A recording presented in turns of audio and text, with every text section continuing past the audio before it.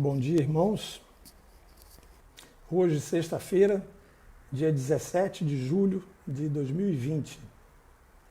Vamos ter o nosso devocional em 1 Tessalonicenses. Abram suas Bíblias e a gente já vai começar com uma palavra de oração. Vamos orar. Amado Pai Celestial, nós queremos agradecer por mais um dia de vida que o Senhor nos concede. O Senhor que é o dono da vida, o Senhor que fez todas as coisas, ó Deus, e governa todas as coisas com sabedoria. Nós te pedimos nesse dia, Senhor, que o Senhor esteja falando aos nossos corações e que essa palavra, ó Deus, que nós vamos meditar agora, possa calar fundo em nossos corações, ó Deus. É uma palavra importante, é uma palavra que diz respeito à nossa esperança em Cristo Jesus. Obrigado a Deus porque o Senhor colocou a fé nos nossos corações, de tal modo, ó Deus, que essa esperança está viva em nós e que através dela, ó Deus, nós possamos estar amando as pessoas, ó Deus, ao nosso redor, para cumprir, Senhor, o andamento de Cristo. Obrigado, ó Deus, pela vida dos irmãos que estão aqui ouvindo essa meditação, que ela possa ser importante para nós, mas precisamos, ó Deus, da Tua graça e do Teu Santo Espírito, que Ele esteja, ó Deus, falando aos nossos corações, abrindo, ó Deus, o nosso entendimento, para poder recebê-la, ó Deus, conforme Tu queres.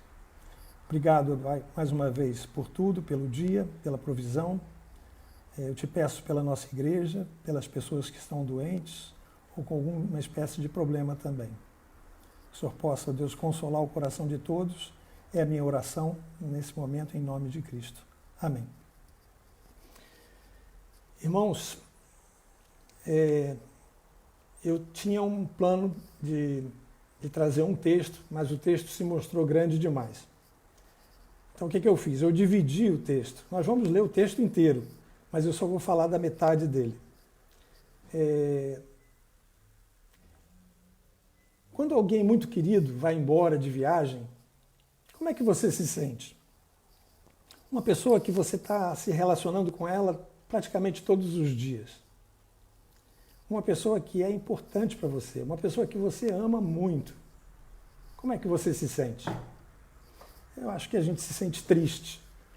Ela vai embora de viagem e a gente se sente triste, porque a gente não vai ter aquela presença daquela pessoa conosco. Então, dependendo, inclusive, de quanto tempo a pessoa vai ficar longe, isso pode deixar a gente mais triste ou menos triste. Na minha experiência pessoal, eu descobri que a distância também é importante.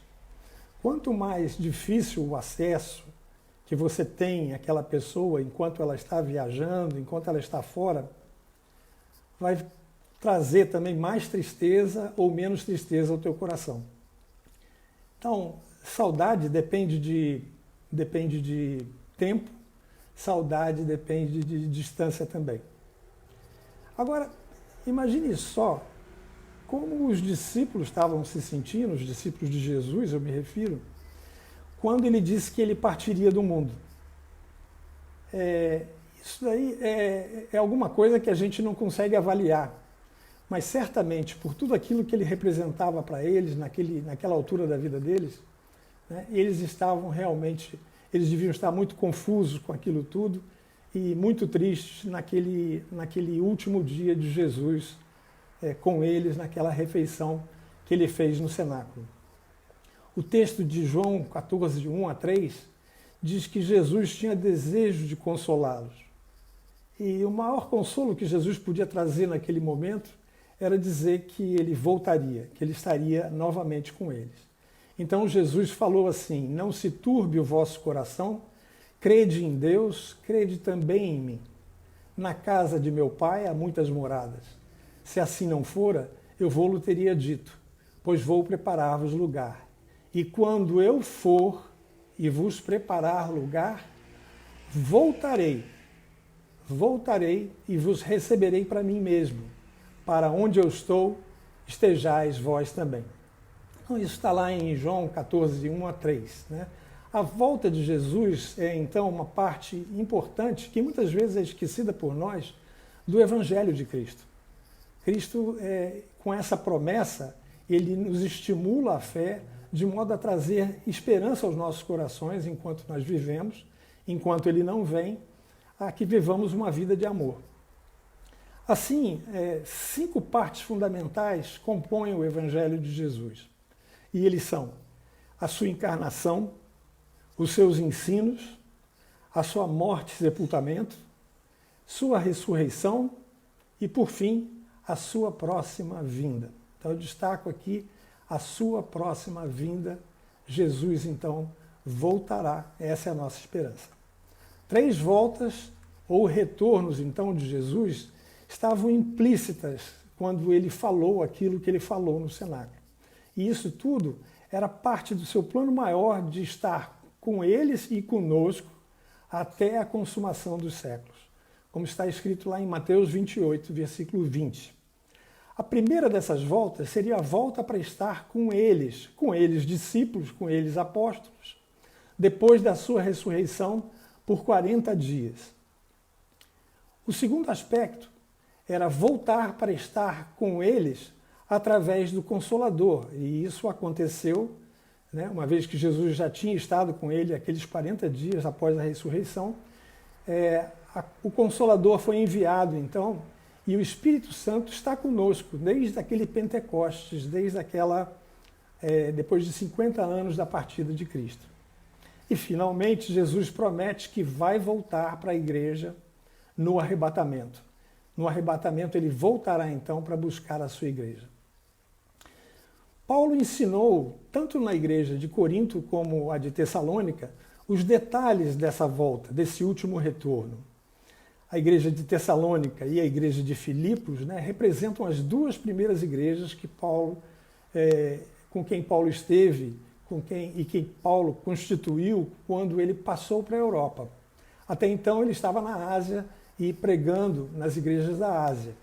Mas depois ele passa então para a Macedônia pela visão que ele teve num sonho, a visão de que ele deveria passar para a Macedônia. E essas 2 igrejas, Tessalônica e Filipos, elas tinham coisas em comum, entre as quais o fato das 2 igrejas serem igrejas muito amadas do apóstolo Paulo. Principalmente Tessalônica, foi uma igreja, inclusive, que foi constituída debaixo de muita perseguição. Então era uma igreja que Paulo gostava muito porque, apesar de toda a perseguição, eles haviam aceitado a palavra de Deus como de fato ela é, a palavra de Deus. E também eles tinham aceitado a palavra de Deus, tinham crido em Cristo Jesus, debaixo de muita perseguição, debaixo de muita tribulação. Mesmo assim, ela foi uma igreja que Paulo mesmo, da sua própria pena, disse que ela era uma igreja modelo. Essa igreja é uma igreja que a gente deveria se pautar por ela.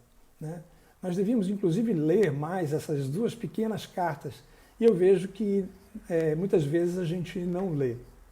Mas são 2 cartas preciosas, pequenas cartas, e uma carta muito prática. Traz conselhos muito práticos para nós, inclusive esse que a gente vai abordar hoje, que é sobre a questão do arrebatamento da igreja. Então, Paulo falou acerca do arrebatamento da igreja, e eu espero que essa lição que ele trouxe para a igreja de Tessalônica possa ser útil para nós também. Vamos ler o texto, então, que se encontra em 1 Tessalonicenses, no capítulo 4, versículos de 13 a 18, e depois nós vamos continuar a leitura na segunda parte, que é aquela que eu me referi, que a gente não vai poder entrar em maiores detalhes, onde estão escritos os versículos de 1 a 11. Mas eles vão fazer certamente o contexto daquilo tudo que a gente vai ler agora. Eu espero que os irmãos já tenham encontrado aí o texto, e a gente vai então ler aquilo que está escrito em 1 Tessalonicenses, a partir do versículo 13. Não queremos, porém, irmãos, que sejais ignorantes com respeito aos que dormem, para não vos entristecerdes como os demais que não têm esperança. Pois se cremos que Jesus morreu e ressuscitou, assim também Deus, mediante Jesus, trará em sua companhia os que dormem.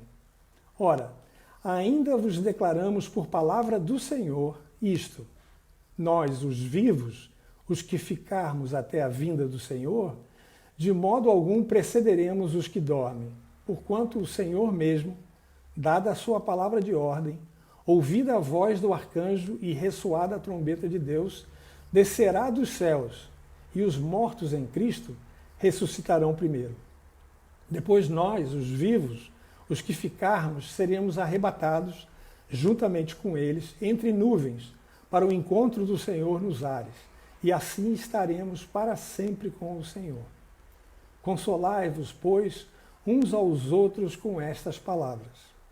E aí no capítulo 5 ele começa.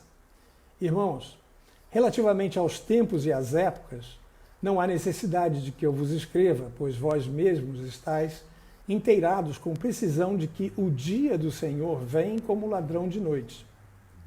Quando andarem dizendo paz e segurança, eis que lhes sobrevirá repentina destruição, como vêm as dores de parto, aqui está para dar à luz, e de nenhum modo escaparão. Mas vós, irmãos, não estáis em trevas, para que esse dia, como ladrão, vos apanhe de surpresa.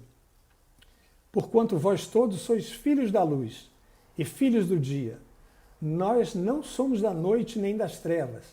Assim, pois, não durmamos como os demais, pelo contrário, vigiemos e sejamos sóbrios. Ora, os que dormem, dormem de noite, e os que se embriagam, é de noite que se embriagam. Nós, porém, que somos do dia, sejamos sóbrios, revestindo-nos da couraça da fé e do amor, e tomando como capacete a esperança da salvação. Porque Deus não nos destinou para a ira, mas para alcançar a salvação mediante nosso Senhor Jesus Cristo, que morreu por nós para que, quer vigiemos, quer durmamos, vivamos em união com Ele.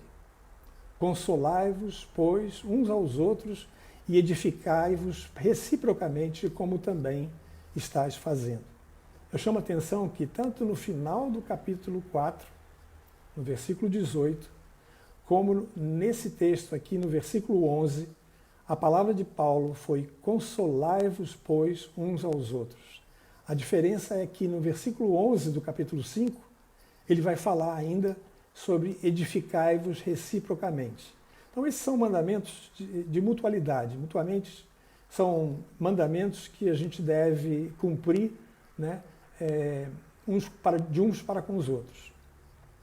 Mas voltemos então àquela questão lá do capítulo 4. Né? Qual que era a situação de Paulo? Aquela igreja de Tessalônica, naquele momento em que Paulo escrevia a carta, ela tinha sido constituída mais ou menos há 4 a 6 meses. E depois dele ter saído de lá, depois de ter plantado aquela igreja, ele soube que algumas pessoas morreram. Mas qual era então o problema? O que fazia Paulo então pegar da pena para poder escrever aquela carta? Alguns da igreja estavam ficando muito tristes, pois eles achavam que seus irmãos ou parentes, pessoas que eles gostavam tanto e que criam na vinda do Senhor Jesus e tinham morrido, né, eles achavam que aquelas pessoas não veriam a volta iminente de Jesus que Paulo havia prometido quando ele havia constituído a igreja. E isso era um problema sério. Paulo queria consertar essa deficiência deles através daquela carta. Então, a que Paulo se refere nos versículos de 13 a 15 do capítulo 4? Especialmente o versículo 15. Ele traz uma informação importante. Ele diz que ele quer que os tessalonicenses saibam que os que dormem se encontrariam com Cristo nos ares antes dos que estivessem vivos. A base do que ele está querendo falar é isso. Mas quem são esses que dormem? Por que Paulo está usando essa linguagem aqui? Paulo está chamando os que dormem, para todos nós, inclusive, né, aqueles que tinham morrido, mas que estavam num estado provisório, num estado ainda que antecederia o estado de chegar a ver a Cristo voltar. Né? Esses que dormem, então, quando Paulo fala sobre isso, ele está se utilizando de uma mesma imagem que o próprio Jesus usou quando da morte de Lázaro. Os irmãos se lembram, Jesus estava longe da casa de Lázaro. E longe da casa de Lázaro, eles recebem a notícia, ele, Jesus e os discípulos, recebe a notícia de que Lázaro tinha morrido. E Jesus tranquiliza os discípulos dizendo que ele apenas estava dormindo. E os discípulos, então, acreditam que aquilo ali era uma questão de que realmente ele estava dormindo, né? Ele quer dizer o repouso. Eles estavam pensando que ele estava repousando, uma vez que Jesus tinha falado. Eles já sabiam que Jesus conhecia as coisas, conhecia os homens, tinha esse poder de saber de tudo que estava acontecendo. Então, eles achavam que Lázaro estava dormindo simplesmente. Eu vou ler o texto que fala sobre isso, porque ele é muito interessante. Então, em João 11, 11 a 14, né, Jesus, então, o texto do Evangelho nos relata o seguinte. Isto dizia e depois lhes acrescentou. Nosso amigo Lázaro adormeceu, mas vou despertá-lo. Disseram-lhe, pois, os discípulos, Senhor, se dorme, estará salvo. Jesus, porém, falara com respeito à morte de Lázaro, mas eles supunham que tivesse falado do repouso do sono.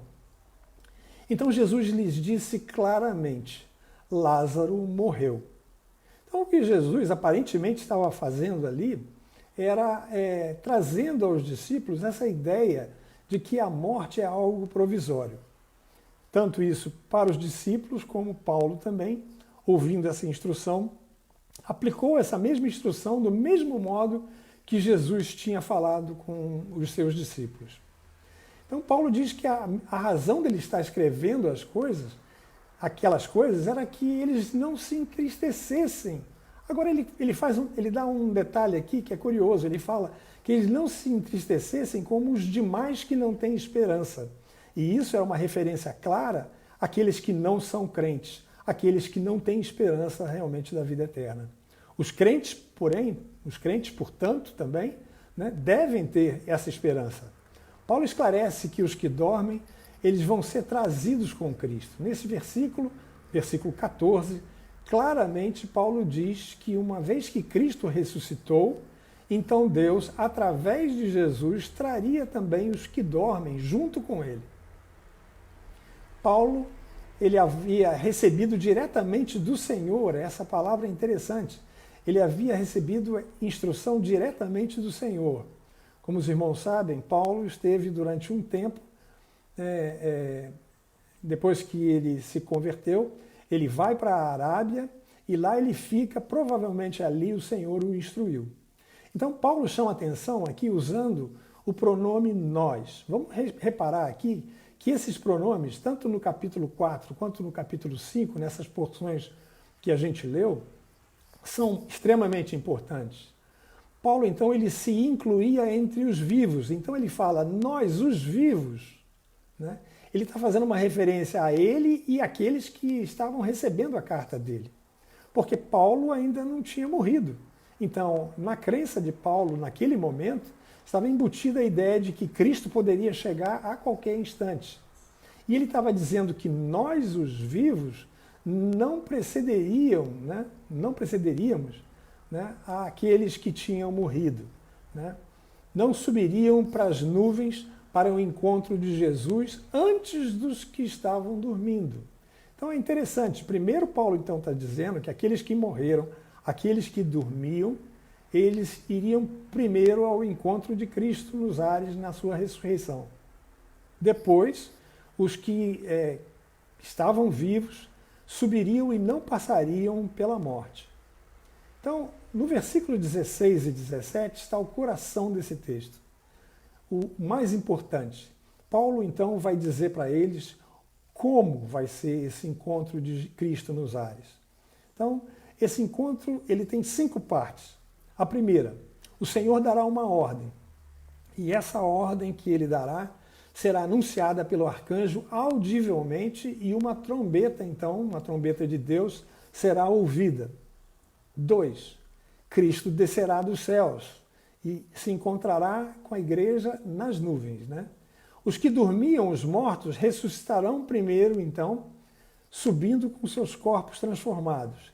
E depois, e aqui Paulo vai se incluir, então, os vivos, os que não estavam mortos, serão arrebatados.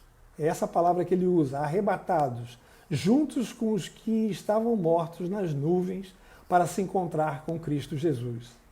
E dessa forma, Paulo vai dizer, nós, os vivos e os mortos, né, os que dormiam, estaremos para sempre com o Senhor.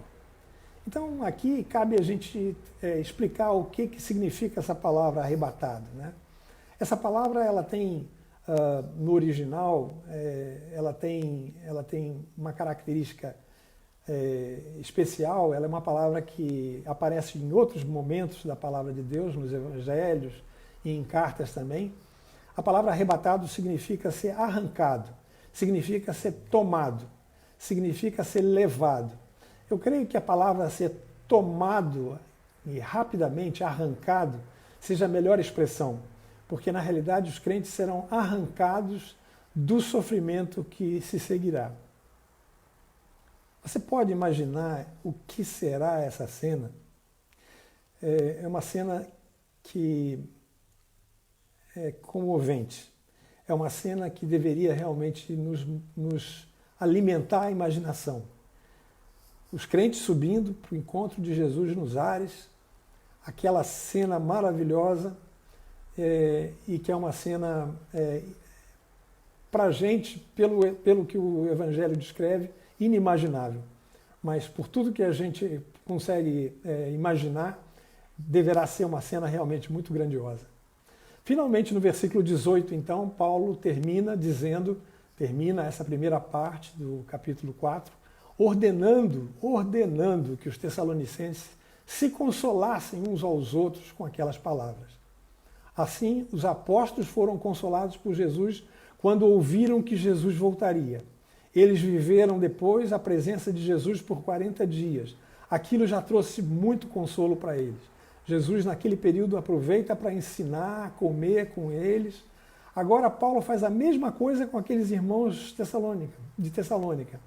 Ele fala para eles que existe realmente esse fato, né, de que nós deveremos ser consolados, então, através dessas palavras. Esses fatos são reais. Então, nós podemos tirar daqui 5 aplicações. A primeira delas é que quando um crente morre, ele está, então, nesse estado transitório. Ele está nesse estado provisório. Ele está dormindo, irmãos. Na visão, então, de Jesus, de Paulo, e que deve ser a nossa visão também, ele está apenas aguardando a volta do Senhor para estar depois com ele, vivendo para sempre. Um grande consolo para os familiares, um grande consolo para os amigos, um grande consolo para a igreja. Não há necessidade de desesperança. A desesperança é característica dos que não estão unidos com o Senhor Jesus. Mas nós que temos esse conhecimento, temos uma grande esperança em Cristo. A segunda aplicação. Se, ao contrário, nós estivermos vivos quando Cristo vier, e isso pode acontecer hoje, pastor Edson é insistente em nos ensinar sobre isso, hoje pode ser o dia dessa volta. Então, nem experimentaremos a morte, e também estaremos com Ele para sempre, depois que formos arrebatados e ao seu encontro nas nuvens. Nesse caso, Paulo recomenda que tenhamos uma vida sóbria enquanto Ele não vem, uma vida vigilante. Ele fala sobre isso no capítulo 5, naqueles primeiros 11 versículos. E isso é que nós devemos estar conscientes. Uma vida de santidade, uma busca de fazer a vontade de Deus. É isso que eu entendo de ter essa vida sóbria, é isso que eu entendo de nós termos essa vida vigilante. Devemos estar conscientes disso, mantendo uma comunhão contínua com Cristo, uma comunhão contínua com Deus. Paulo vai destacar ali no versículo 8 do capítulo 5 que fé, amor e esperança são parte da nossa armadura.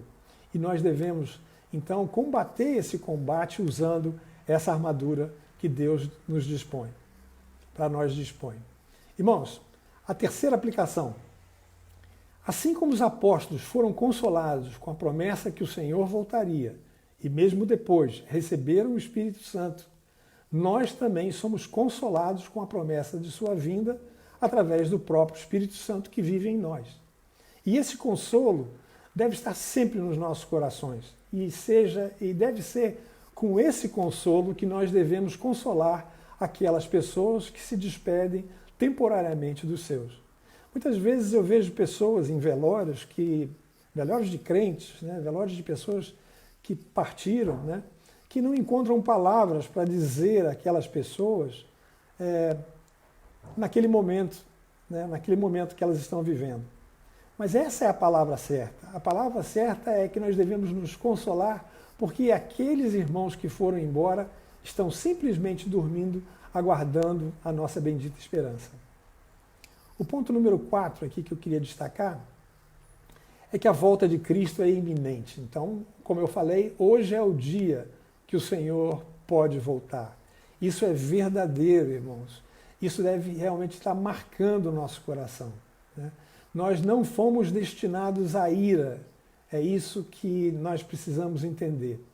Leia no capítulo 5, versículo 9, algo importante que Paulo está falando aqui, que eu gostaria de ressaltar agora, terminando essa live. Nós, os que cremos, não fomos destinados à ira. Irmãos, nós, os que cremos, não fomos destinados à ira. Os irmãos sabem, os irmãos têm ouvido na EBD falar sobre os profetas. E os profetas insistem em dizer que vem a ira de Deus. Paulo, em Romanos, vai falar no primeiro capítulo, no versículo 18, acerca da ira de Deus. Existem pessoas que estão morrendo hoje sem conhecer a Cristo. É claro que Deus tem o seu plano, mas isso nos traz também a ideia de que nós não devemos esmorecer e envidar esforços para podermos levar àqueles que não conhecem a Cristo a palavra de Deus. Então, que nós também exultemos na promessa maravilhosa que Deus nos dá. E, por outro lado, estendamos a palavra de Deus àqueles que não conhecem a Cristo. Sejamos diligentes nisso daí também. E só para encerrar, e vamos encerrar com uma oração, eu queria lembrar do nome da nossa igreja. O nome da nossa igreja é Maranata. Vem, Senhor. Vem, Senhor Jesus. E ela nos lembra exatamente desse tempo que nós podemos viver dessa forma o dia de hoje. Então, que hoje nós nos consolemos mutuamente, sabendo que nós temos uma esperança, sabendo que Cristo vai voltar. E com a palavra Maranata, eu encerro aqui com uma palavra de oração. Deus abençoe os nossos dias. Senhor, nós agradecemos por esse tempo de meditação na Tua Palavra e te agradecemos, ó Deus, pela esperança que ela nos traz, pela consolação, Senhor, que ela nos dá de vivermos nesse mundo perdido, Pai. Obrigado, ó Deus, porque o Senhor sempre avisa, ó Deus, aquilo que vai acontecer com aqueles que são Teus. E esse seu aviso, ó Deus, de que Cristo vai voltar, nos traz uma esperança grande no coração, gloriosa mesmo. Obrigado, ó Deus, por Cristo Jesus. Obrigado, ó Deus, por essa palavra que o Senhor nos deu no dia de hoje. Que possamos, nesse dia, viver sob a sombra dessa palavra, Pai. E também todos os dias das nossas vidas. Obrigado mais uma vez, eu oro agradecido em nome de Cristo. Amém. Obrigado, irmãos, que os irmãos tenham um bom dia, que os irmãos vivam esse dia com esperança, com alegria. Em nome de Jesus. Bom dia.